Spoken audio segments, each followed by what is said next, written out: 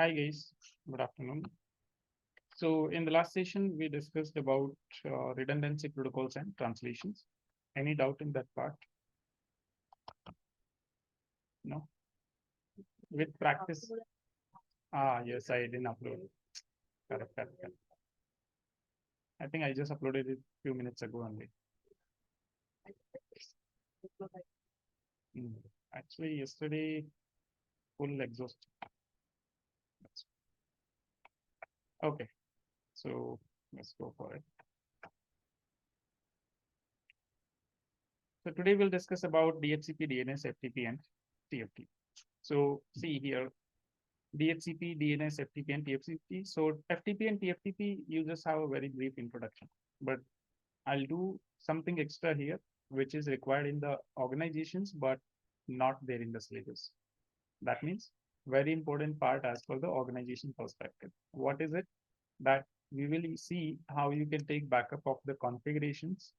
Okay, whatever the configurations you have in your router, how you can take backup, and in case you lose them, how you restore.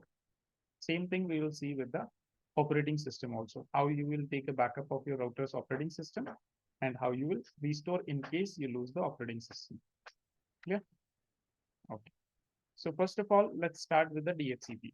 Okay, DHCP stands for Dynamic Host Configuration Protocol. Okay. So your DHCP protocol, it is used to assign IP addresses automatically. Okay. One way is so far you have seen that to all the PCs and everything, we have assigned the IP address manually, right? So if it is one system, two system in a company, we can assign manually, not a problem. But imagine a company where 5,000 systems are there. Assigning one IP address in unique IP address to each and every system is not an easy task. Correct? So that's for that reason we use what? DHCP. So your DHCP will assign the IP addresses dynamically. Along with the IP addresses, it is going to assign your other network configuration also. Like what? Your subnet mask, what will be the default gateway, everything will get configured automatically. We don't have to do any sort of things manual. Okay, like these days, see, DHCP is widely being used. In our home networks, we connect to Wi-Fi, automatically we start using internet. But for that reason also you need IP address you need. So how do you get the IP address? Your router is assigning you IP address automatically. Okay, via DHCP. Okay, so same thing happens here. So DHCP is a layer 7 protocol and works on UDP. That means protocol number. What is the protocol number? 17. Okay. And DHCP uses port number 67 for server and 68 for client. Okay. DHCP server will automatically assign IP address to various devices in the network. Okay. It will automatically assign the IP address to different devices in the network. And this in turn reduces the work of network administrator to manually assign addresses to various devices. Admin doesn't have to assign now addresses manually. Okay. IP addresses are getting assigned automatically. So this automatic IP address assignment, this undergoes 4 message exchange, which are known as DORA: discover, offer, request, and acknowledgement. These are the 4 messages which are exchanged. Until or unless these 4 messages are exchanged, there will be no IP address to the client. Okay. So what are these 4 messages? First message is what? Discover message. The discover message. Okay. So see here it is brief. Let me go in detail here. Individual message, all 4 individual messages. Okay. So first message is what? Your DHCP discover message. So this message will be sent by the client. When you go to the client and when you click that, okay, obtain the IP address automatically via DHCP. So your client will send the first message and that message will be this DHCP discover message. Why? Because the client does not know where is the DHCP server. Okay, so this DHCP discover message is used to find out that, okay, whether a DHCP server is available in the network or not. If the DHCP server is available, then DHCP server will respond to it. Otherwise, no, right? So the first message generated in the communication process between the server and client, this message is generated by the client in, okay, just a minute. This will not be. Okay. So this message is generated by the client in order to Okay, this message is generated by the client in order to discover if there is any DHCP server or servers are present in the network or not. So your client will try to check whether a DHCP server is there in the network or not. How it will check? Using the DHCP discover message. Now, client does not know where is the DHCP server. And when your destination you don't know, you broadcast. So this DHCP discover message is a broadcast. So this message is broadcasted to all the devices present in the network to find the DHCP server. So client sent the DHCP discover message. Then if the DHCP server is present, the DHCP server will respond with a offer message. Okay. So the server will respond to the host in this message, specifying the unleased IP address and other TCP configuration. So the DHCP server, it is responsible for assigning IP addresses. So once the DHCP server will receive the request discover message, DHCP server will say, okay, this is the IP address I can assign. This is the IP address. For this IP address, you will use this subnet mask, this default gateway, this DNS. Okay. This DNS server. So like this, it will assign all the TCP configuration. Okay. So this message is again broadcasted because DHCP server also do not know where is the DHCP client who is requesting the IP address, because client is not having the IP address. And why we use the IP address in the network? To identify a node. So that means server does not have any way to identify the node. So server will also do what? Broadcast. Okay. So if there are more than one DHCP server present in the network, in that case, what? Everybody will send the offer. All the DHCP servers, they will send the offer. So the client will accept the first offer only. Whatever the first offer reaches the client, that offer it will accept. Other offers it will drop. Okay. So if more than one DHCP server is present in the network, then the client host will accept the first DHCP offer message it receives. Okay. And your DHCP server will also mention the server ID. Server will give its own IP address that, okay, I am the one who is giving you the IP address, who is offering you the IP address, so that now client can start identifying the server. Okay. So also server ID is specified in the packet in order to identify the server. This is clear. First message discover sent by the client. Second message offer sent by the server. Now, if server has sent, now it's time who will respond to it? Client. Okay. So once the client will receive your DHCP request message, once the client will receive your DHCP request message, what the client is going to do? First thing the client will do is what? Client will generate a GR. Because client wants to know whether whatever the IP my server is assigning to me, is it already being used in the network or not? To check duplication of IP address, we use GR. So client will generate the GR in order to find if there is any other host present in the network with the same IP address. And if there is no reply by other host, then that means that there is no host with the same TCP configuration in the network. So if nobody is replying to the GR, that means no other system is there with the same IP address. So in that case, client will send the request message and it will send it as a broadcast, because again, client does not have an IP address, no way to identify. Okay. To the server, showing the acceptance of the IP address. Client will say that, okay, I'm ready to accept this IP address because nobody is using this IP address. Okay. And then the client will also mention the client ID, the MAC address. Okay. It will give its own MAC address in the message. So that server can identify that, okay, this is the client. Now, once server will receive the request message, server will know that, okay, client is ready to accept this IP address. So server will do what? Server will send the acknowledgement that, okay, now you can use the IP address. So before sending the acknowledgement, what the server will do, that as soon as the request message has been received, so server will make a table that, okay, to this MAC address, I have assigned this IP address. So it will bind that IP address with the MAC address, and it will also assign a lease time. Lease time means how long the client can use the IP address, how long the client can use that IP address, which is assigned by the server. So in response to the request message received, the server will make an entry with the specified client ID and bind the IP address with the lease time. Okay. And now client will have the IP address provided by the server. Once client will receive this acknowledgement, client will be sure that, okay, I can use it. Client will start using the IP address. So once all these 4 messages got exchanged, then only client will start using the IP address. Otherwise, client cannot use the IP address. Clear? Okay. Now, what is the benefit of using DHCP? So one is centralized management of IP addresses. Okay, doesn't matter. I have 1 network, 2 network, 10 networks in my organization. I can use one DHCP server to provide IP address to all the different networks, and those all different networks will have range of different IPs, different IP ranges. That is, yeah, that can be done. Ease of adding new clients. So when you add new clients into your network, you don't have to manually assign any IP address. DHCP server will assign. Reuse of IP address, reducing the total number of addresses which are required. So sometimes what happens, some clients will go offline. That IP address will be free. So when new clients are coming, DHCP server will reuse those addresses. Okay, so that new addresses will not be assigned. Okay, it will make reuse of old addresses. Then simple reconfiguration of the IP address space on the DHCP server without needing to reconfigure each client. What does it mean?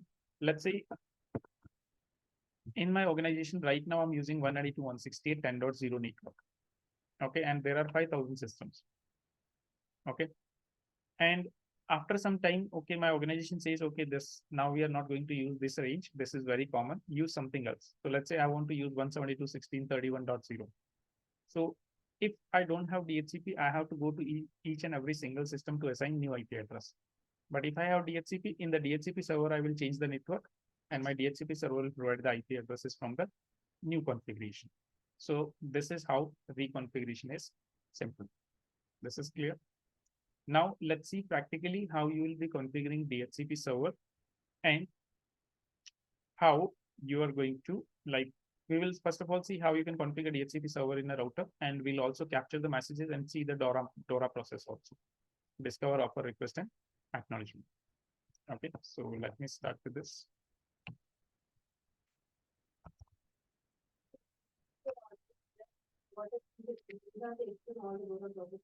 Not entirely. First of all, you can start explaining about DHCP. That okay, DHCP is a protocol and layer 7 protocol, and it is used for assigning IP addresses automatically to the client systems. This is the first thing you explain. Then after you explain that okay, it uses UDP service port number 67 and 68, port number 67 for this, port number 68 for client. Okay. Then after you say that okay, for assigning the for IP address assignment, they undergo the DORA process. Okay, and briefly, you don't have to go and deeply explain it. If the interviewer is asking, then go for it. Because might be the interviewer will come to know that okay, you have the knowledge. Okay. But in between, if you are saying, see how the interviewer suspects the thing, that one is you are going in a flow. If you are going in a flow, interviewer will understand that okay, you have the knowledge. But if you are breaking in parts, when we start, okay, DHCP, it is used to assign IP address automatically, and UDP service, and like this, if you will start doing, then they will understand that okay, you are trying to recall it. This is the time you are trying to recall it. That means you don't really know it. You are just trying to frame your answer.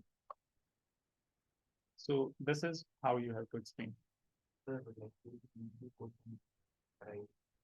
We after the completion of course, should we go side notes? You can go according to topic. You can find out the questions and you can prepare. Okay. And why to just remain with that particular document only? Try to search on the internet. As per the topic, let's say today you study DHCP topics, so go on the internet and look for some 10 questions, 20 questions related to DHCP itself. This will help you prepare. Okay. And at least few things must be there. See, especially 3 things: what, why, and how. What is the technology, why you use it, and how you use it. If you know these 3 things, definitely you'll clear the interview. Okay. Any concept you take it, whether it is DHCP, DNS, FTP, TFTP, routing, switching, anything. Okay. If you know what is the technology, why you use it, and how you use it, there is nothing else left. Okay. So what you can do is you can start preparing separate notes for it. Write down the topic. What is this topic? Why and how? Just make answers to these 3 questions before interview. Revise that, and you're good to go. Okay. So these advantages, these are clear. Now let's go and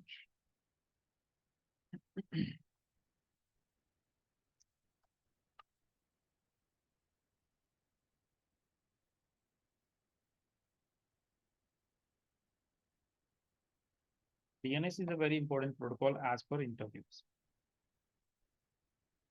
Okay, it is highly being asked in the interview.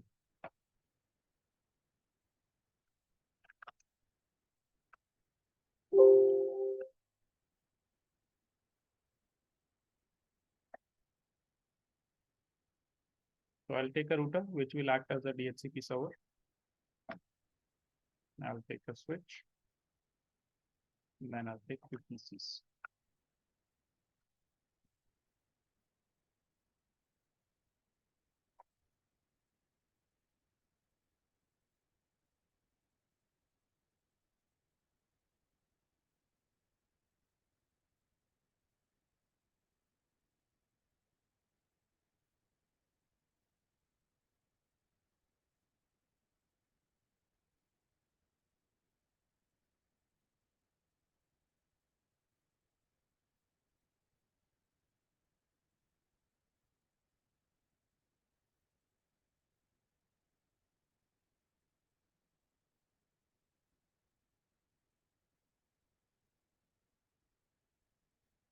So this is going to be our DHCP server.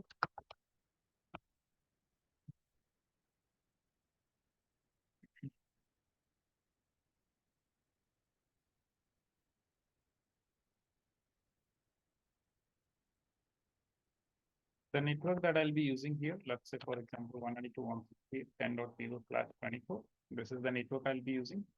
And on the router, I'll be assigning 10.1. And these clients, they will get the IP address from the DHCP server. Okay. Will not manually assign them. Let's go to the router. CLI.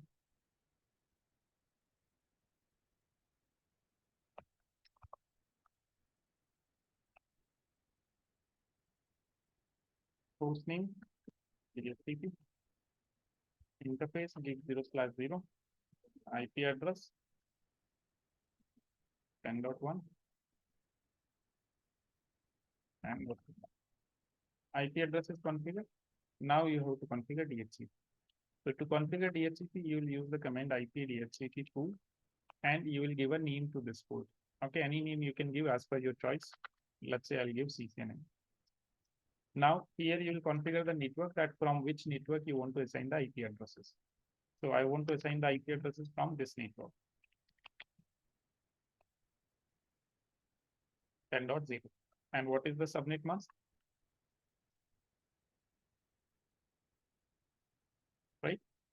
Right now DHCP already configured, 2-line configuration. But if you want to assign default gateway, DNS server, those things also, then for default gateway, you can say default router.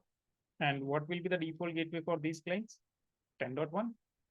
So you'll say 192.168.10.1. DNS server you want to assign, you can assign 8.8.8. Done. Now let's say sometimes what will happen in the organization, that some of the IPs you want to keep it static. Let's say manager's IP, right? Or admin's IP. These IPs are there which you want to keep it fixed so that you can access them anytime. Those IPs will not change. Okay. So you can exclude some addresses. You can tell your DHCP server that, okay, do not assign these many addresses. Okay. So how you can do that? You can use the command IP DHCP excluded address. Okay. And you can say that, okay, I don't want to assign IP address from 10.1 to, let's say 10.50. 50 IP addresses I don't want to assign. So my DHCP server will start assigning IP address from 51. Okay. This is my entire DHCP configuration. Now what? Let's go and see the DORA process. I'll go to simulation and I'll capture DHCP. Go to the PC1. And here, IP configuration. So far we have been going for with the static configuration. Now we'll go with DHCP. I'll click on DHCP. My discover message got generated. This is my discover message. You can see this is a discover packet. Okay. And you can see the destination IP is 255.255.255.255 universal broadcast address. Okay. And you can see UDP source port number 68 because going from the client going to the server, so port number 67. So port number 67 will be used for client, port number 68 will be used for server. Okay. Now this message will go to the entire network. These are not the server, so they will drop it and server will accept it. Okay, see here. Your DHCP server has accepted the message. Now DHCP server will send what? Offer message. See here, this is the offer message coming. Okay. So if I click on this message, now right now this is on the switch, so you will not be able to see the layer 7 information. But if I see here in the inbound packet, I can see that this is what UDP and this is the packet for DHCP. And you can see here, my DHCP server is assigning the first IP address weight from 51. Okay, along with this, it will assign information about DNS server also. Like that, it will assign all the information. Okay, and also it will give information about the server's IP address. That this is my IP address. I am giving you the IP address. Okay, this way.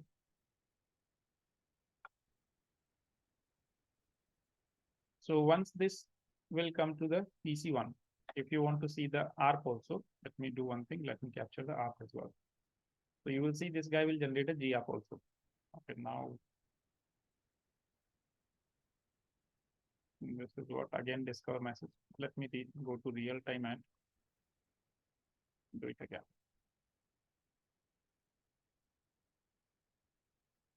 Okay, now I'm capturing ARP and DHCP so that you can see the GARP also. Go to DHCP.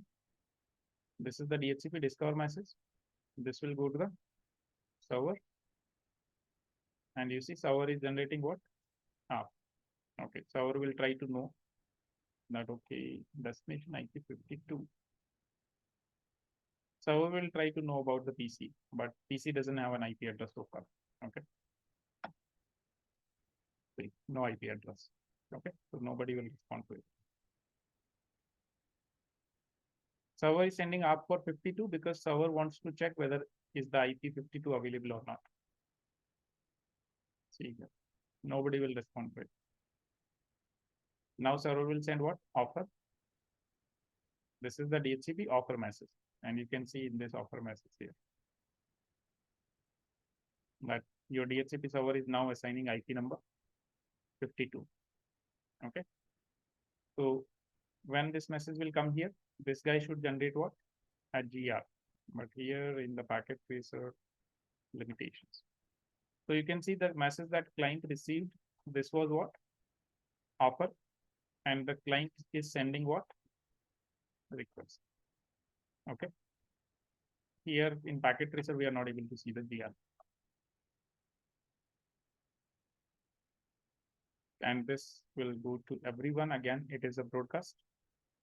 So you can see they will not accept, and clients, the DHCP server will send what? Acknowledgement now. See here. The DHCP server send out an acknowledgement to the host. And right now this acknowledgement didn't reach to the client. Okay. So the client still does not have any IP address here. Okay. And because the DHCP request message came to the server, so server will make an entry, right? Bind the MAC address with the IP address. So you can check to show IP DHCP binding. That 52 address I will assign to this MAC address. Okay. And this acknowledgement message, as soon as it will come to the client will get the IP address here. Right now it is still on the server. Now it will come on the client and client will use the IP address. And this is the GR. It is trying to check whether the IP is being used in the network or not. 51, the first time when I sent the request, server already offered 51. Now server still doesn't have confirmation for that. That is somebody going to use it or not. So that's why servers assign 52 this time. So to every offer, server will assign unique address. Okay. And this is the thing. got the IP address, subnet mask, gateway, and DNS, all the things.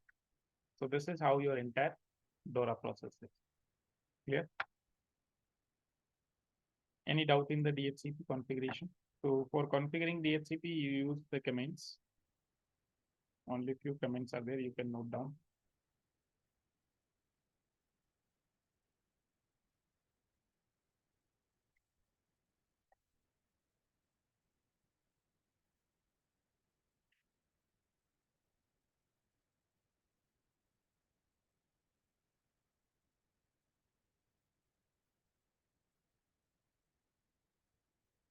Okay, so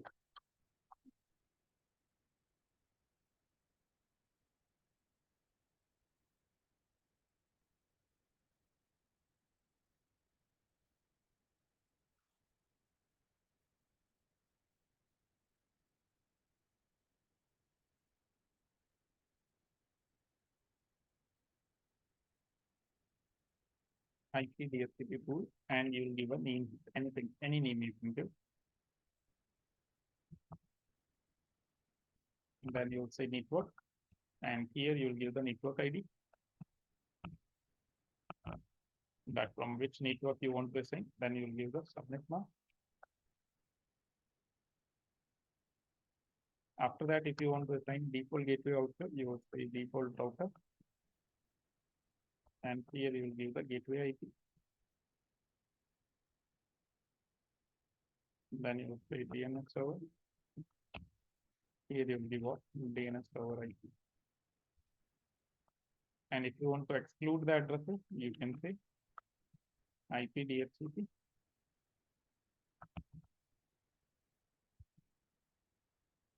Excluded address,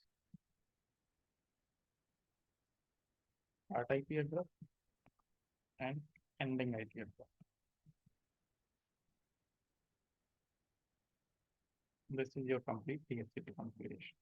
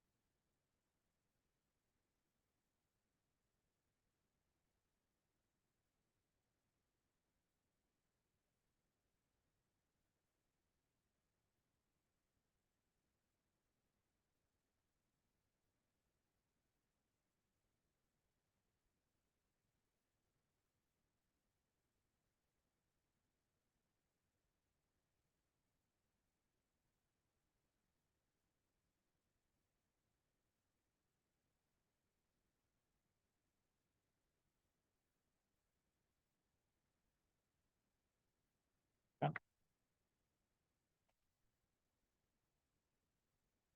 Okay. Next is about DNS. Okay. So what is DNS? Service system server. Hmm. Domain name service, domain name system, domain name server. Hmm? Hmm? Danian.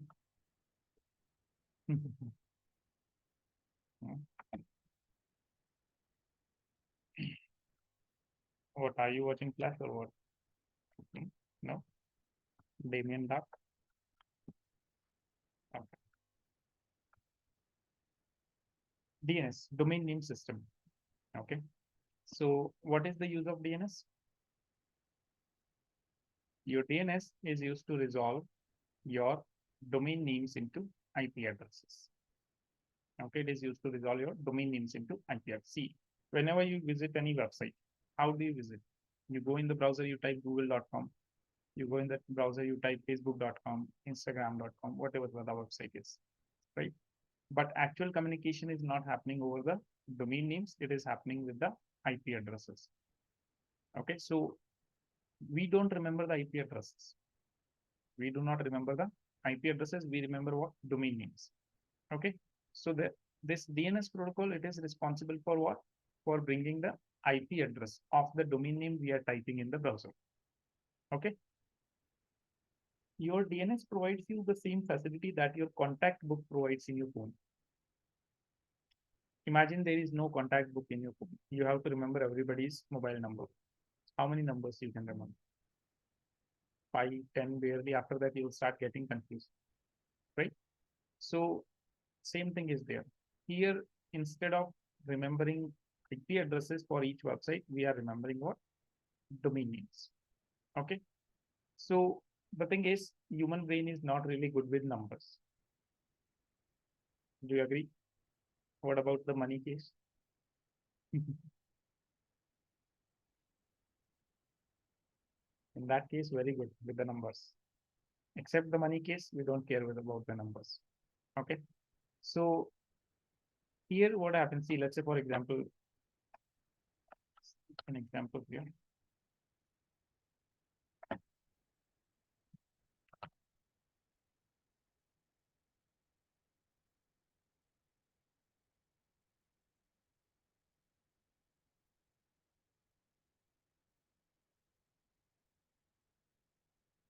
Let's say there are few websites I visit on daily basis. Google.com. Okay. Then I have Cisco.com, Facebook.com, Twitter.com, let's say Pinterest.com. Okay. Then one more website we can do. Okay. Let it be just fine. Now what? Let me check the IP addresses. So you can use NS lookup to find out the IP addresses. Google.com. So this is the IP address for Google.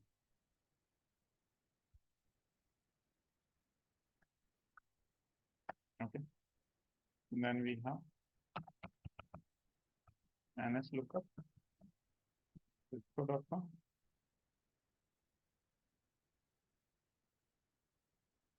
This is the IP address for Cisco. And then we have NS lookup, Facebook.com.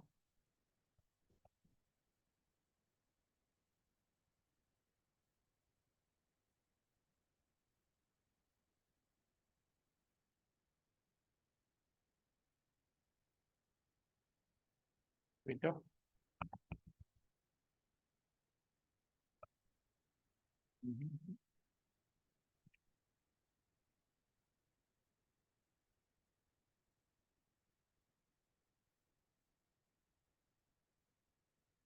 This is Twitter's IP address.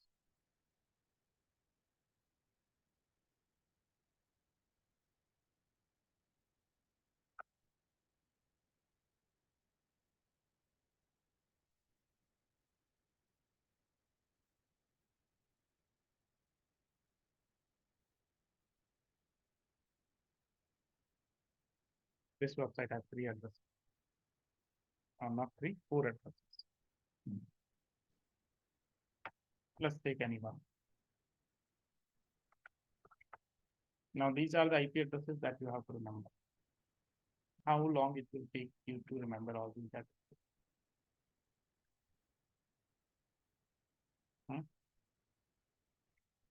10 minutes to cram and still you'll start getting confused. Okay. You will say, okay, 183 is where and 185 is where, right? Like that, you'll start getting confused. So we cannot remember these numbers. We cannot remember the IP addresses. And this is where your DNS helps you. Okay. So the use of DNS is you give the domain name, DNS will give you the IP address. Right now here I'm getting right for Pinterest.com, I'm getting these sites. So who is giving me? My DNS server. Who is giving me these addresses? My DNS server is giving me these addresses. Same way, if I give the IP address to the DNS, if I give the IP address to the DNS, it should give me domain name also sometimes. Okay. So that facility is also provided by DNS. That means domain name to IP and IP to domain name. Both the resolution, so your DNS is going to do. Okay. So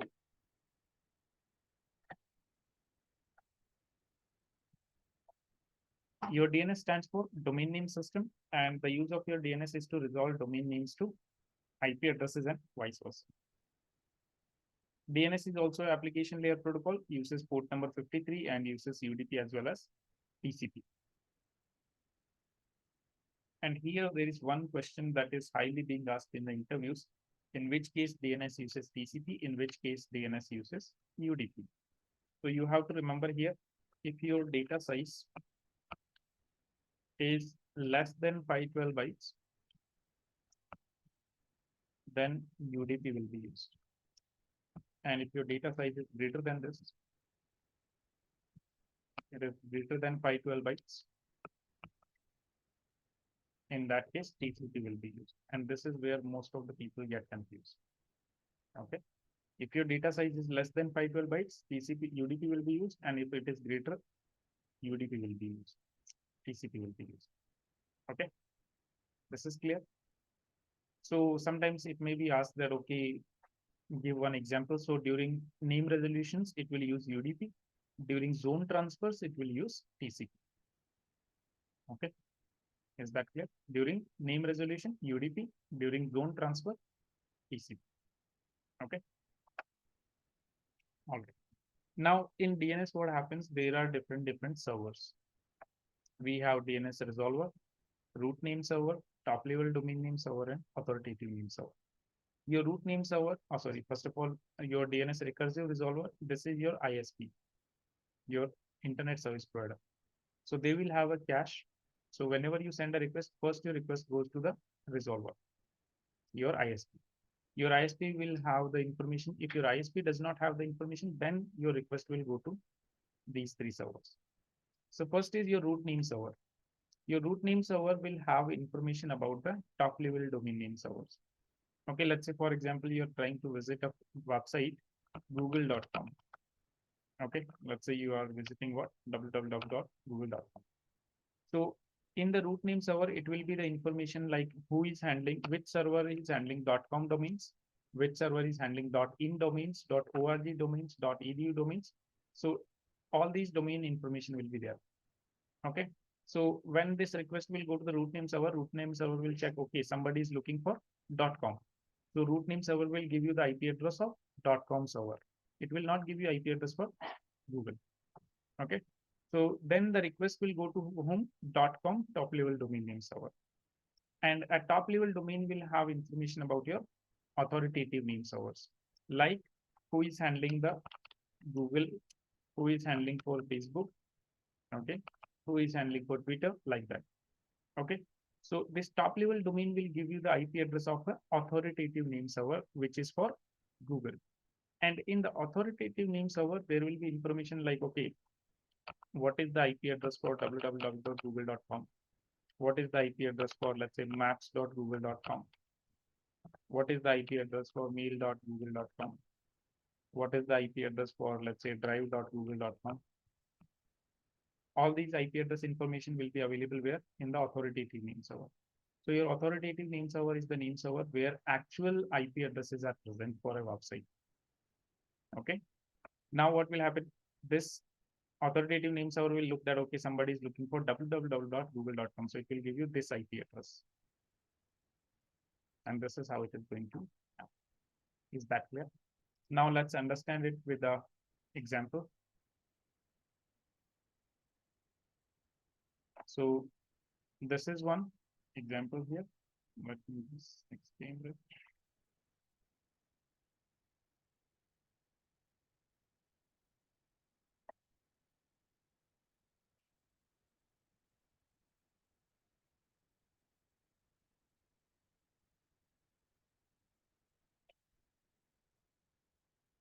This is your system. Now your system, you type www.facebook.com. Okay. So what your system will do, first of all, your system will check. Okay. First of all, your system will check where? In the browser cache.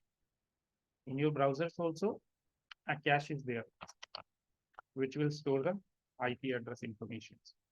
First of all, your browser will check that, okay, is there anything available in my cache?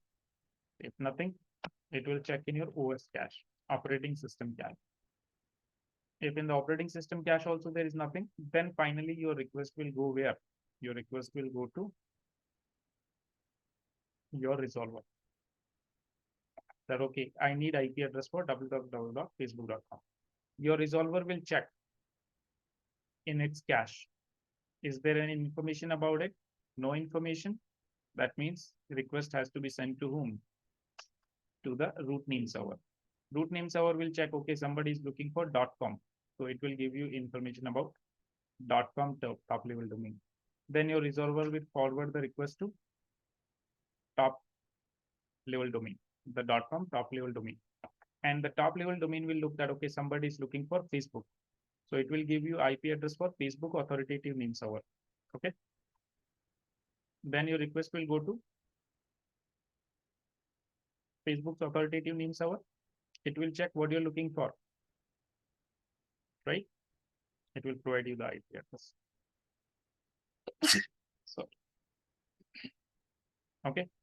So your authoritative name server, it will check that, okay, somebody is looking for www.facebook.com. So it will provide you the relevant IP address. Then your resolver will make a entry in the cache. And after that, it will send it back to the system. Now your system has the IP address for Facebook. So directly your communication will happen through the IP address. Now there is no need of DNS. DNS process is one time. Okay, and barely your request will go to the root name, top level domain, and authoritative. If it is a new domain, in that case it will. Otherwise, most people are accessing these kind of websites. So your ISP will already have it in the cache. You send the request, go back. And if you are frequently visiting, it will be already there in your browser cache and your OS cache. Okay. This is how the DNS is. Now the thing is, this thing we cannot simulate. Simulating your root name server, top level domain name servers, these are not possible. Okay. So for this thing, we will not be able to do the practical. But you got the idea how the DNS will be. And like I said, as per interview perspective, this is very important. Okay. So I'm telling you one article on DNS. That article you can refer for specifically DNS, which will clear all your doubts and prepare you for the interviews. Okay.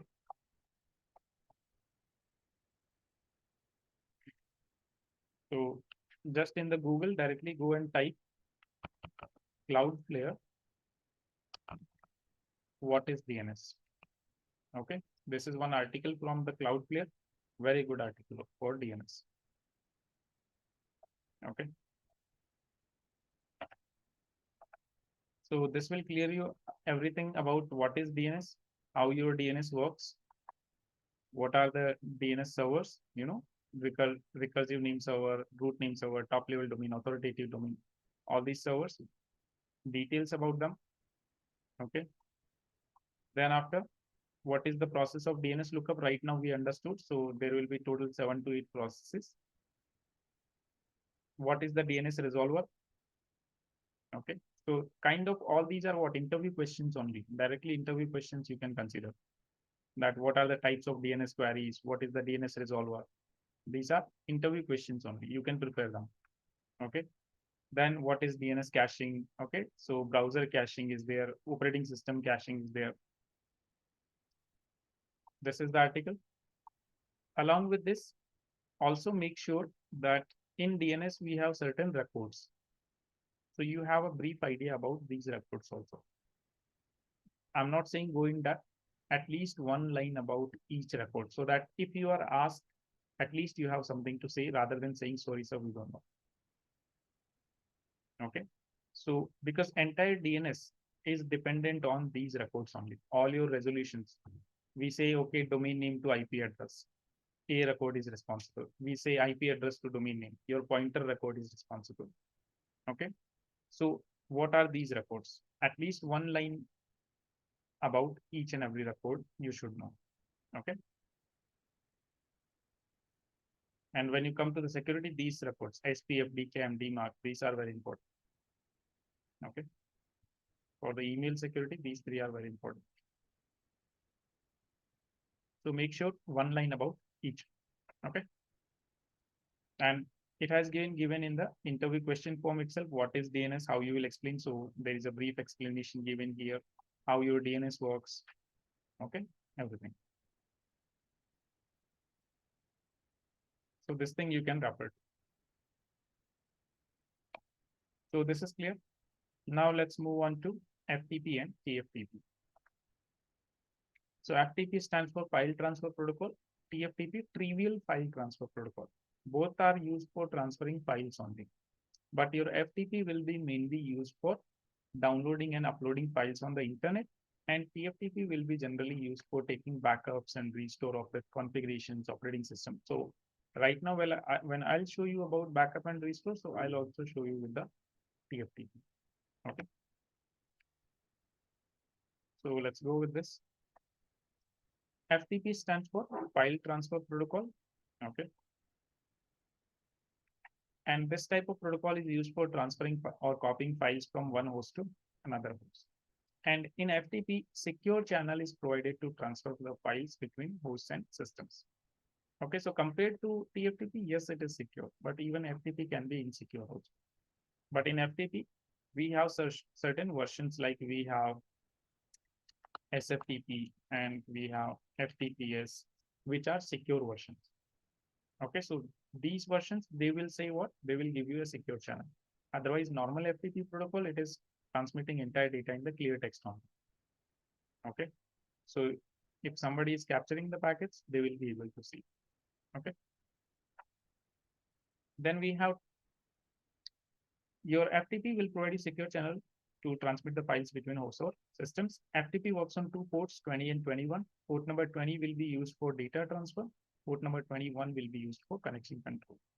And I think I have already mentioned about these all protocols, that you have to know what protocol is using what port number, TCP or UDP. If a protocol is using two port numbers, why two port numbers? If a protocol is using two services, TCP and UDP, why?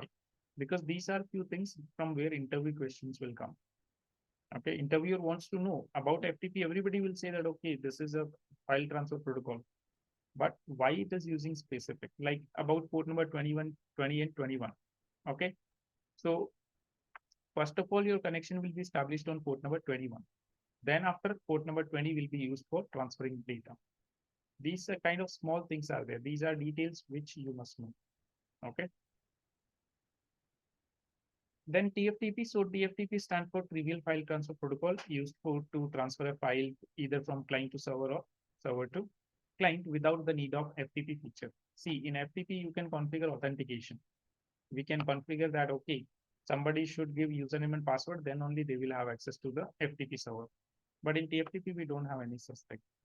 Without username, password, without authentication, you can just download and upload anything. Software of TFTP will be comparatively smaller than FTP because less features will be there. And TFTP works on port number 69 and services provided by UD.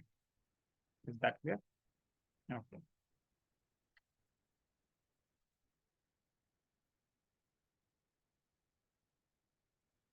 So FTP stands for File Transfer Protocol and TFTP stands for Trivial File Transfer Protocol.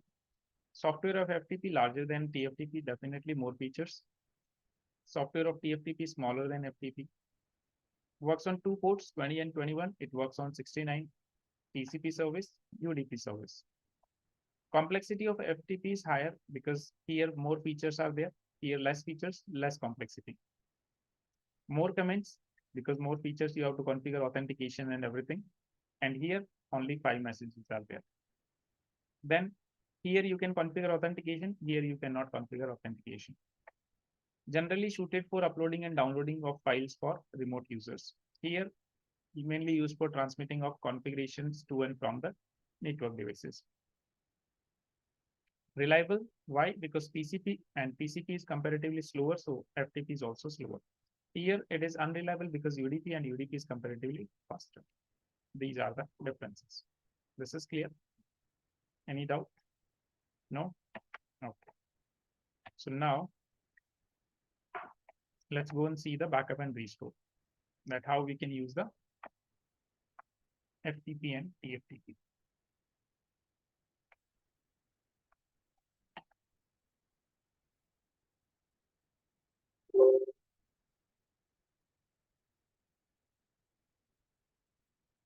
So what I'll do is I'll take a server here, sorry, router. Okay. And directly I'll take a server. where I will be taking the backups. Okay.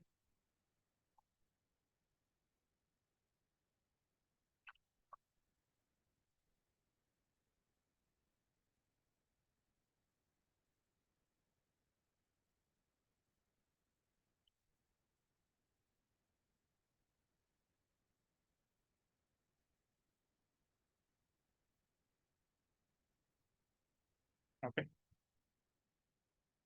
IP addresses we will configure. Let's say here I'll configure 10.1.1.1. I'll keep default mask only 10.1.1. Go to the server, desktop, IP configuration. Here I'll say 10.1.1.2. Gateway not required because same network only. Go to the services. In the TFTP, you see I don't have anything to configure. There are already some backups taken. I'll remove all this.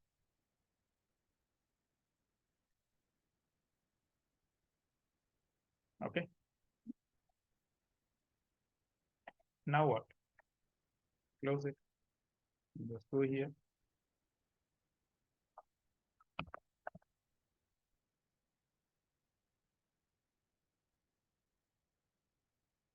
Interface gig 0/0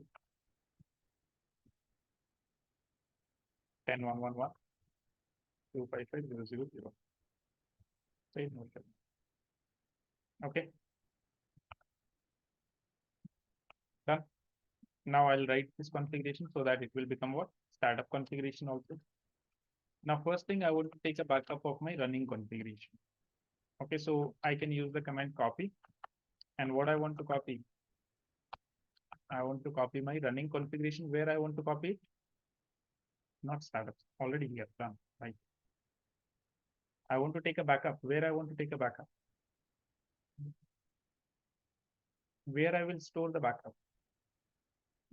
Definitely in the server. So from my running configuration, I want to store it where? On the TFTP server. So I'm saying copy my running configuration to the TFTP server. What is the IP address or name of the host? So IP address is 10.1.1. What is the name you want to keep it on the server? So by default, it will use this kind of name.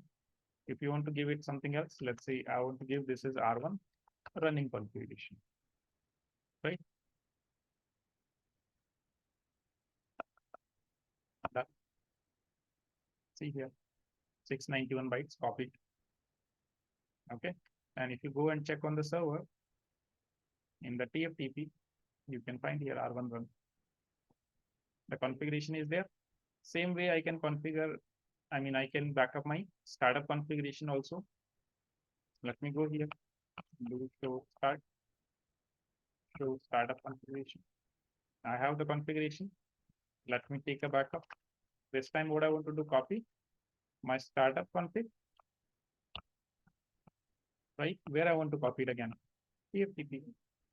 And same thing, server IP address, name. So let's say this one name is R1 startup configuration. Copy. Clear? Now go to the server and verify. You can see R1 start is also there. Now what I'll do, I'll show you how to restore the configurations. So here what I'm going to do, I'll erase my startup config.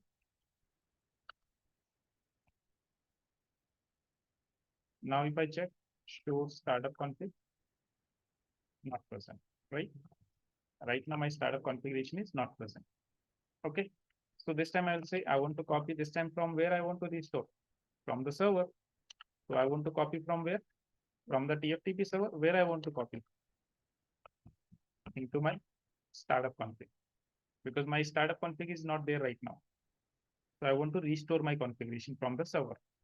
Okay, so we are considering that due to some reason, okay, due to any mistake, this has been wiped out.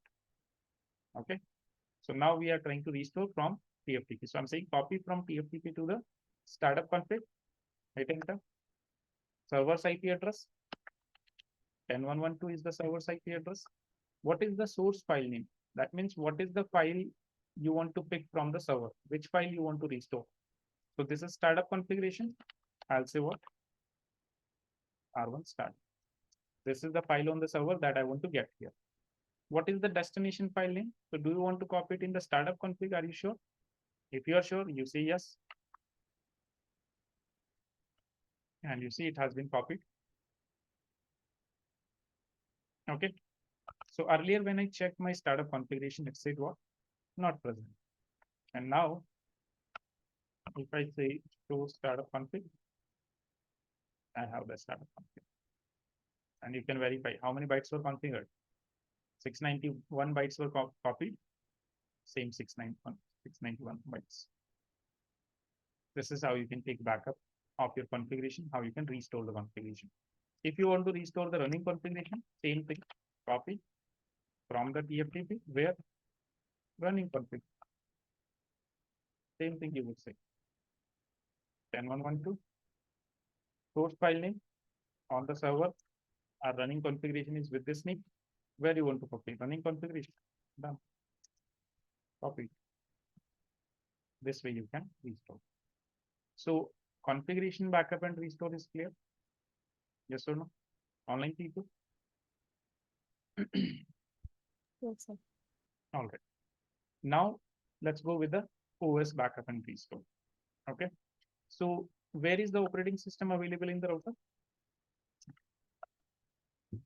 Where your operating system is stored? Bootloader.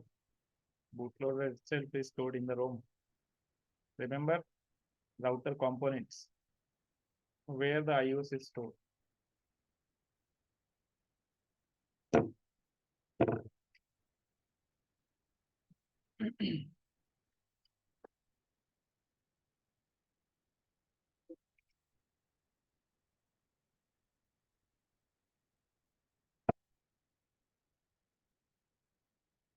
Hmm?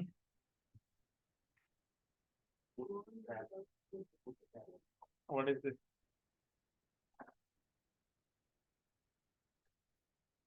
Hmm? Check it. What is this?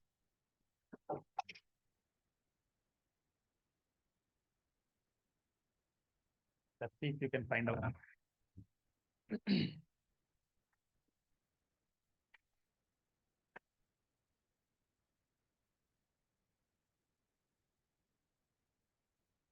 Answer is there.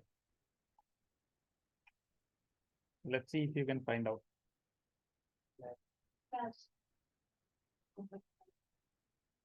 So your OS is stored where? In the flash memory. Okay. So that means where I need to check the operating system in the flash memory. And if you will forget like this, not a good, right? Otherwise, CCNP trainers will say, you guys know nothing. Hmm? Right?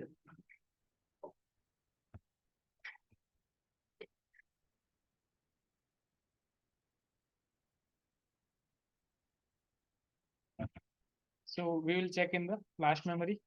I'll say show flash. And in the flash, you will find this kind of file with a .bin extension. This is your operating system. Okay.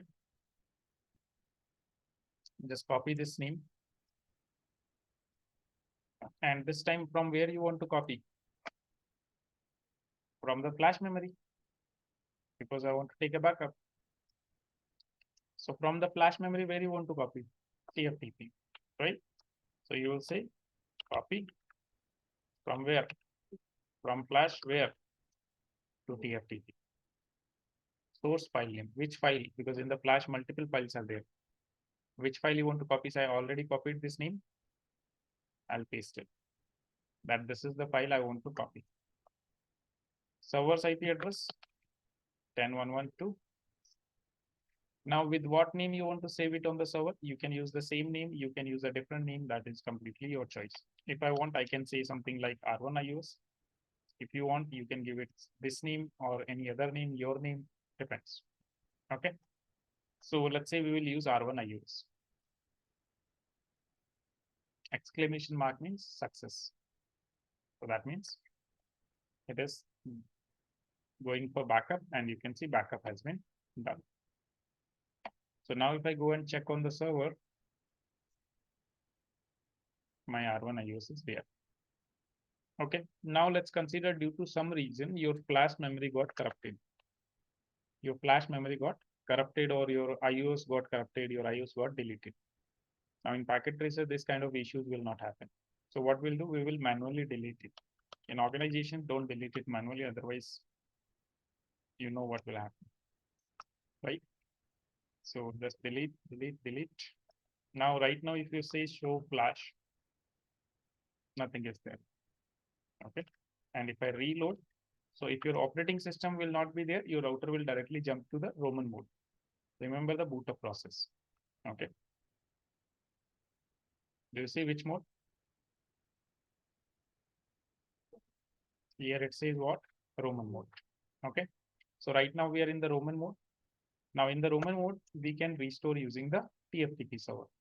So yeah, automatically it will go to the Roman mode. Yeah, if there is no operating system. If your router cannot find the operating system, then it will go to the Roman mode. Okay. Why it will go? Because the boot process failed. Okay. Now here, there are some variables you need to set because if you want to restore the operating system from TFTP server, first of all, you need to communicate with the TFTP server. For communication, you will require an IP address. Okay. So we need to set a temporary IP address here. Okay. Now, how you will set the IP address and everything. So if you know, well and good. If you don't know, you use the command TFTP download. This is the command used to restore the files from TFTP server. But this requires some variables to be set. Okay. So if I directly give this command without setting the variables, this command will tell me that these are the variables which are required and these are the variables which are optional. So these optional, that means whether we use it, not use it, doesn't matter. But these are the ones which are required. So these variables we will set: IP address, subnet mask, default gateway, who is the TFTP server, and which file you want to bring from the TFTP server. And they have to be in the same case, in the same format. Okay. So let's go and set the variables. IP address. Now I will assign one temporary IP address. Right now, my router was having the IP address 10.1.1, but I'll assign something else. Why? Because once my operating system will be restored, my operating system will check the NVRAM and it will take the correct IP address automatically and it will start. Yeah. Okay. So the thing is that when your operating system gets corrupted, it does not affect your configurations. Your configurations are safe because they are in the NVRAM. NVRAM is a different and flash memory is different. Okay. So right now I'm giving this IP address, but once my router will start, you will see my router will have this IP address only. This is IP address done. Subnet mask. So this is the subnet mask we are using. Then I'll say default gateway. Now default gateway, you can give it any IP in your network. Okay, it doesn't have to be actual IP because this is router itself is the gateway. So you can give anything. Let's say I'll give server's IP address only. Then I'll say who is the TFTP server. My TFTP server is 10.1.1.2. Now from the TFTP server, which file you want to fetch? R1 IOS. Yes. So you will have your TFTP server, right? You will have your TFTP server. So definitely you will know the name of the file. So like I said, R1 IOS. Once this is done, all the variables are set. Again, you can use the command TFTP DNS. And this command is case sensitive, lowercase. And this will show you that these are the variables you have configured. Are you sure? Because what this is going to do, all existing data in all partition of flash will be lost. This will format your flash. Okay. So if you think this is fine with you, you say yes. Once you say yes, hit enter. Your server will communicate. I mean, your router will communicate with the server, and you see it is restoring the operating system. So temporarily, I assign the IP address 10.1.1.100. Okay. But once it is restored, after that, you will see it will use the IP address 10.1.1.1. Why? Because it is there in the NVRAM. Now, once it is done, you will use the command reset. A reset command will restart your router. Okay, in privilege mode, we use reload command. In Roman mode, we use reset. And you see your operating system is loaded. And all your configuration, you change the host name, you change the IP address, those things will automatically come. Okay, see here, host name is R1. And now you can say show IP interface brief. So you have the IP address, then one.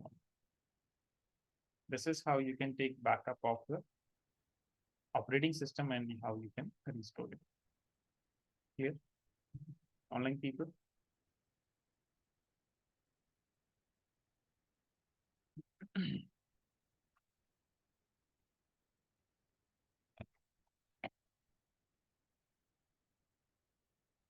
All right. So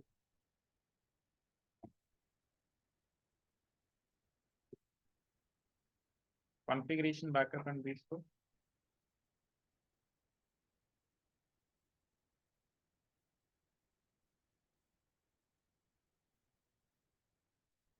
Backup. Start up.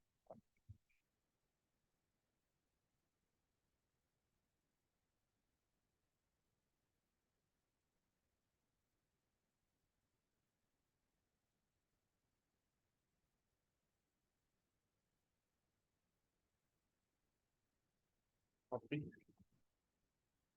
Start up.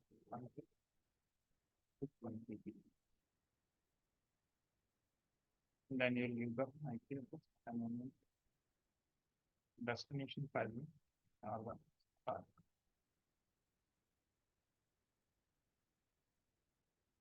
Okay.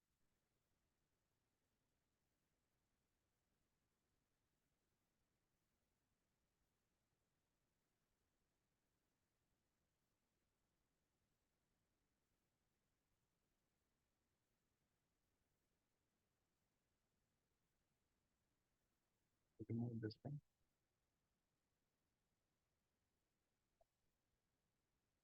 This is the command you have to give. After that, it will ask you. So here you have to give what? The FTP server ID.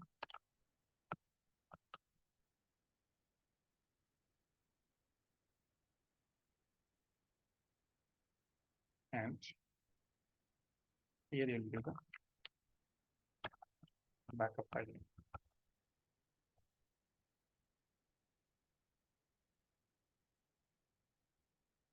Clear?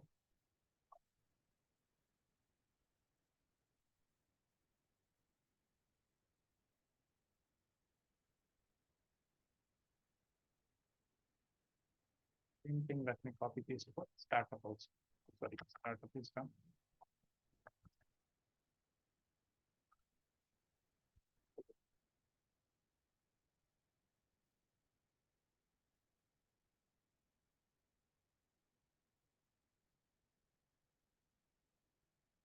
Here you will say running.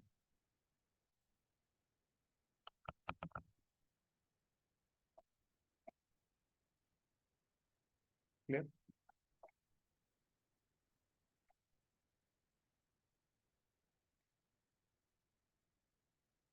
To restore, copy from TFTP to startup.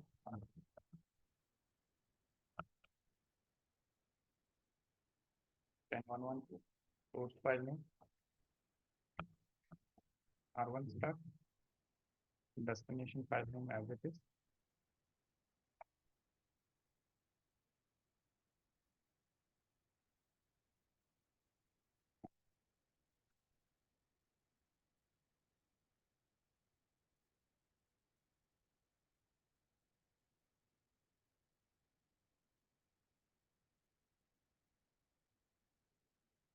So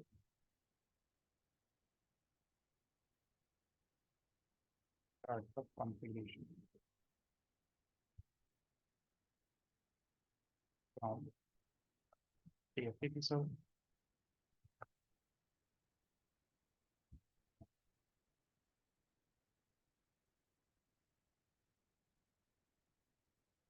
How it's going to be.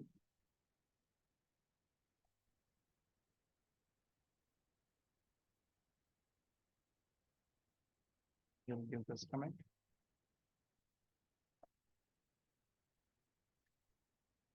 Here you'll give TFTP server IP, and here you'll give backup file.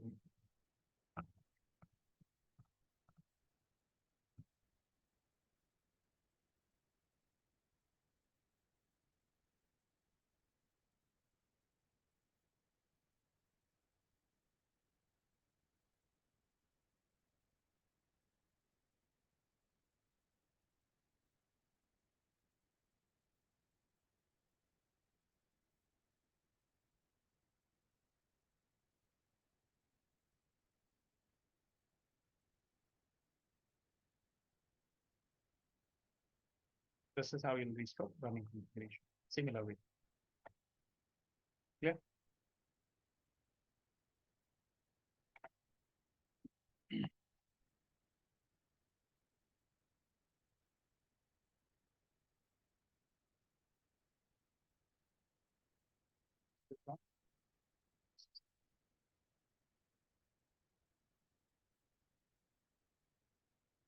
This is for backup.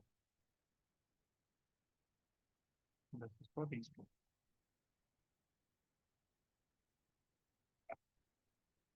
Think here, backup and restore. Clear? Next is what? Next we'll talk about iOS backup and restore. So if you want to take backup of your iOS,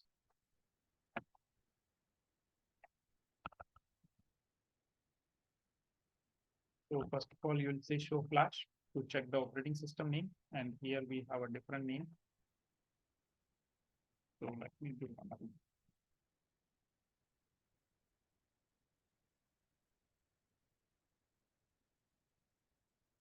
Let me use a different one.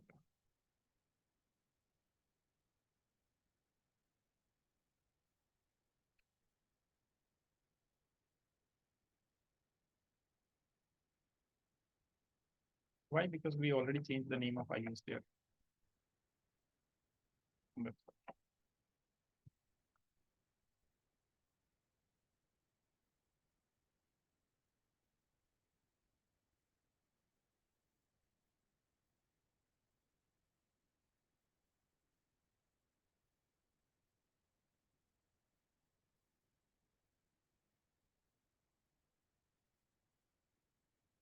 So first of all, you will say show flash to check the operating system name. Okay. So this will be the operating system name. Okay. So let me do one thing here. Let's see. Oh.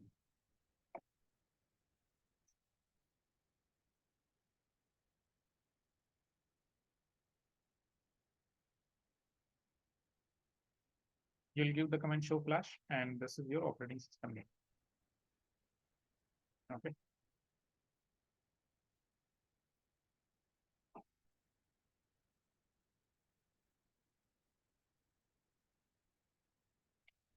Then after,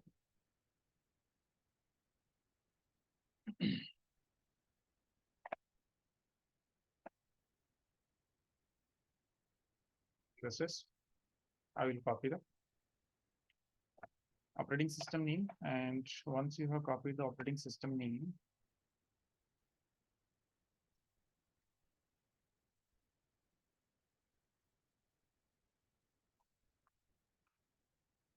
then you'll see copy from where you want to copy flash and where you want to copy TFTP. Then you'll give the operating system name here. I'll copy this. Okay. Then after, here you'll give the server IP address 10.1.1.2, destination file name. So whatever the name you want to give, and this will copy.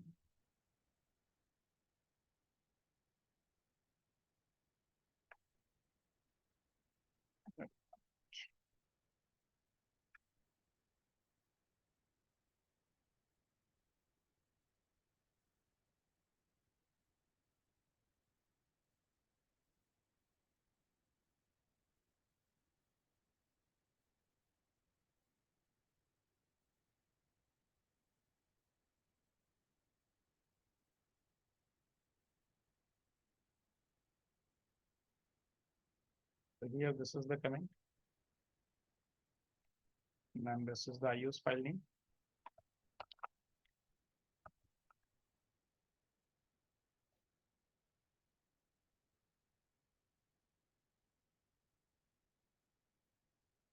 Here you will give the TFTP server IP.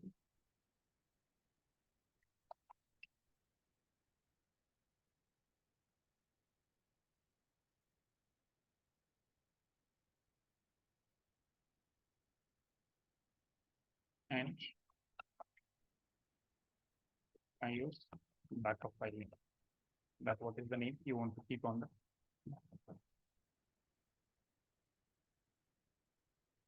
Okay, then after it will start writing, so we don't have files. This is how you'll take backup. Then if you want to restore, so you will first of all give the TFTP download command. Okay, you will have Roman 1 like this. Okay.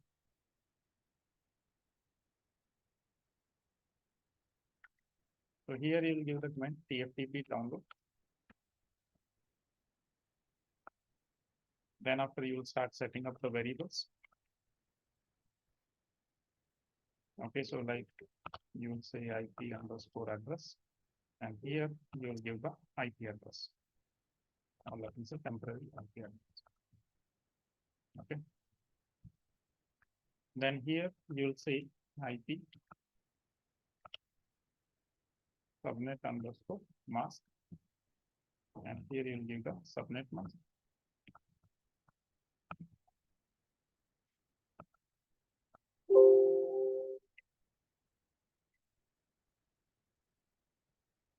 Then here you will do default gateway. Okay. Gateway IP, anything you can give. Then you will give the TFTP server IP.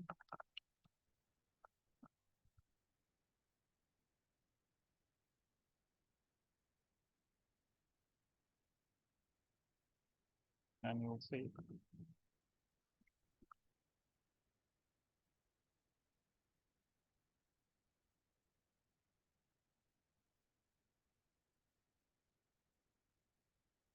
TFTP file. So here you'll give the IOS backup file name.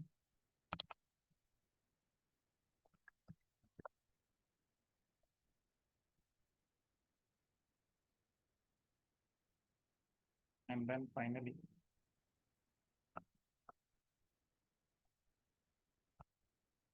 you will say again TFTP download. After TFTP download, here you will say what? Yes. Once it will be done, you will use the reset command. Okay. So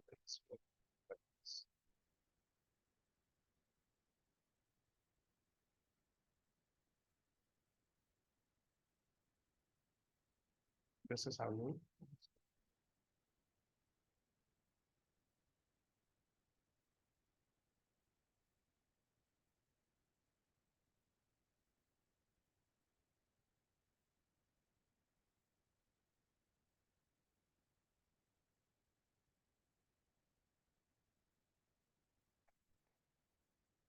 This is the process for restoring.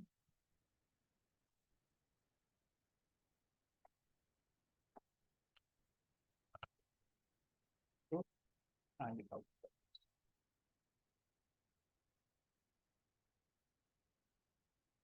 From TFTP server.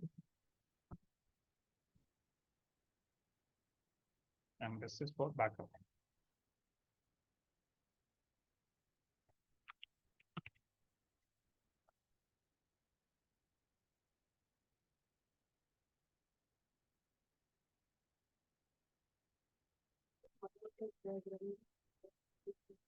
Which one? This one? Yeah, I'll make it. Backup. Router I use on TFTP.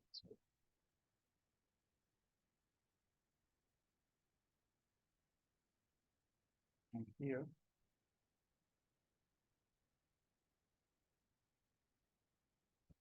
Also, here.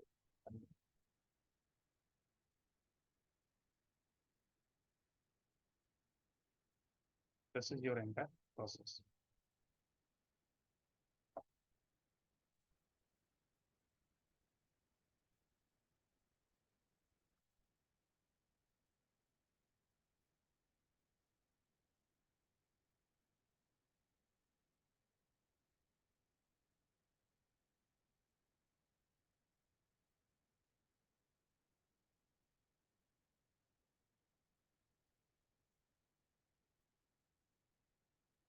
This is for checking the file name.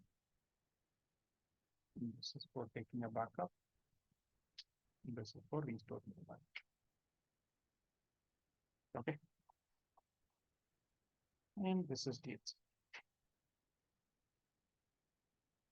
Clear? All right. So that's it for the day. Now tomorrow we'll start with the switching. Guys, online people, any doubt in today's part? No, sir. Hmm? A part advanced in CCN, no. NP you have routing, switching, advanced. In the routing you study routing, in switching you study switching. Remaining extra topics like MPLS, VPN, quality of service, IPv6, those all things you study in the advanced. Okay. So let me save this file. 5 p.m. About yes. Some concepts will be there that will be there. DHCP and backup and restore.